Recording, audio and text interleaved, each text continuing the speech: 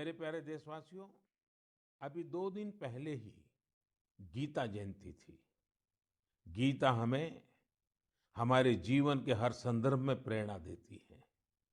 लेकिन क्या आपने कभी सोचा है, गीता इतनी अद्भुत ग्रंथ क्यों है?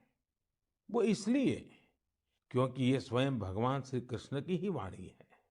लेकिन गीता की विशिष्टता ये भी है कि ये जानने की जिज्ञासा से शुरू होती है, प्रश्न से शुरू होती है।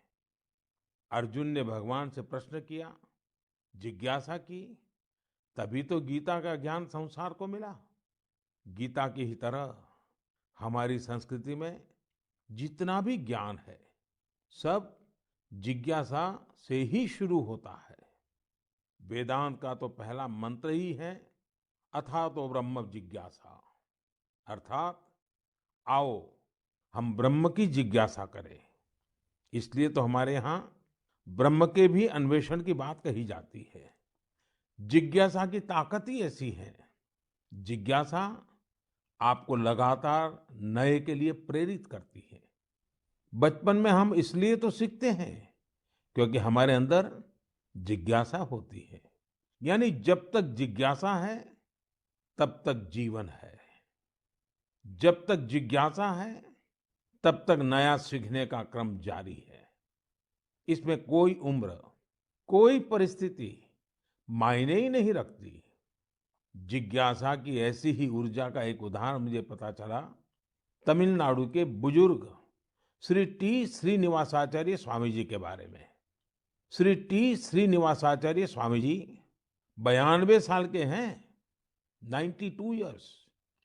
वो इस उम्र में भी कंप्यूटर पर अपनी किताब लिख रहे हैं, वो भी खुद ही टाइप करके। आप सोच रहे होंगे कि किताब लिखना तो ठीक है, लेकिन श्रीनिवासाचार्य जी के समय पर तो कंप्यूटर रहा ही नहीं होगा।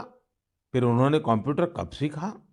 ये बात सही है कि उनके कॉलेज के समय में कंप्यूटर नहीं था, लेकिन उनके मन में जिज्ञासा और आत्मविश्वास अभी भी उतना ही है जितना अपनी युवावस्था में था।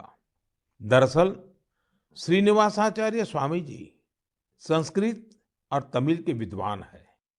वो अब तक करीब 16 आध्यात्मिक ग्रंथ भी लिख चुके हैं।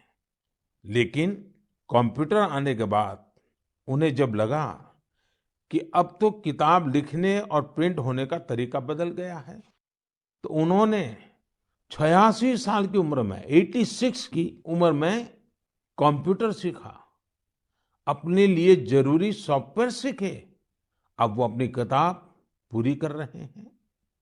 साथियों, श्री टी श्रीनिवासाचार्य स्वामी जी का जीवन इस बात का प्रत्यक्ष प्रमाण है कि जीवन तब तक ऊर्जा से भरा रहता है जब तक जीवन में जिज्ञासा नहीं मरती है, सीखने की चाह नहीं मरती है।